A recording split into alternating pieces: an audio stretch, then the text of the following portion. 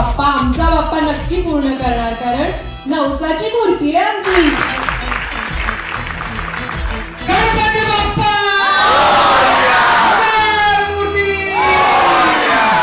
नवरा माझा नवसाचा 2 हा पहिला चित्रपट आहे जो टोकियो मध्ये रिलीज होतो.